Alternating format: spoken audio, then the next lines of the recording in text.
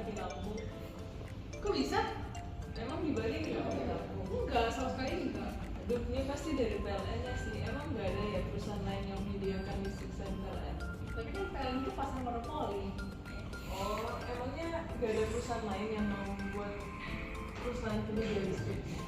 Kan PLN itu monopoli, Dewi. Hah? Monopoli? Apa sih itu monopoli? Huh?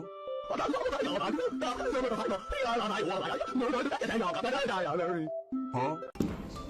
Monopoli merupakan keadaan pasar di mana penyedia perusahaannya hanyalah satu, yang mana tidak ada barang substitusi, dan maka dari itu satu perusahaan ini memiliki kemampuan untuk daya produksinya dan bisa mengontrol harga dari sumber daya tersebut. Oh gitu toh.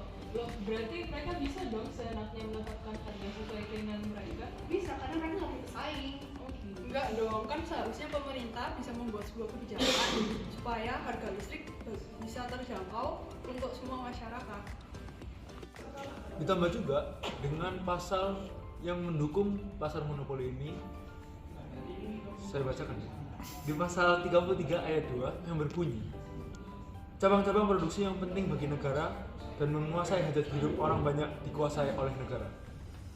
Dan yang ketiga, bumi dan air dan kekayaan alam yang terkandung di dalamnya dikuasai oleh negara. Maka dari itu, walaupun pasar monopoli hanya memiliki satu penyedia, namun harga dan juga penyediaannya semua dikuasai dan dikontrol oleh pemerintah.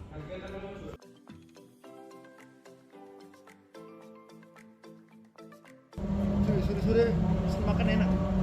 Makan apa tuh? Aku lagi pengen mie double. Mana mie double? Enak tuh. Pesan di mana tapi? GoFood aja. Kenapa nggak GrabFood? Loh, aku biasa GoFood. Aku GrabFood. Bedanya apa? Karo. Nah, perdebatan tersebut muncul karena kedua perusahaan tersebut hampir sama, yang berarti GrabFood dan GoFood merupakan perusahaan oligopoli. Nah, pengertian oligopoli adalah Oligopoli itu adalah keadaan pasar di mana hanya dikuasai oleh 2 sampai 10 perusahaan yang mendominasi, namun jasa atau produk yang ditawarkan cenderung homogen, sehingga mereka akan bersaing dalam segi harga maupun kualitas.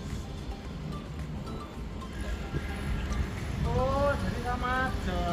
GoFood sama GrabFood menawarkan produk yang mirip, tapi mereka bersaing di harga, fitur, dan masih banyak lagi. Tapi aku tetap GrabFood sih. Gitu kah? Iya. Sudahlah kalau gitu, hari ini aku ngalah. Oke.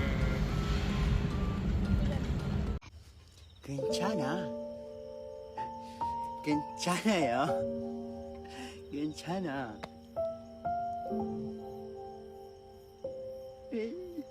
괜찮아.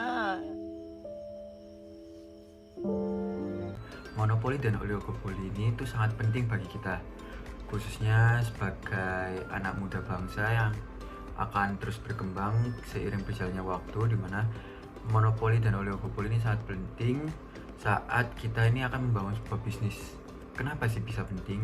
Karena menurut saya dengan adanya monopoli dan oligopoli ini bisa membantu saya dalam hal memikirkan pasar mana yang akan saya tuju dan bagaimana sih cara masuk ke pasar itu.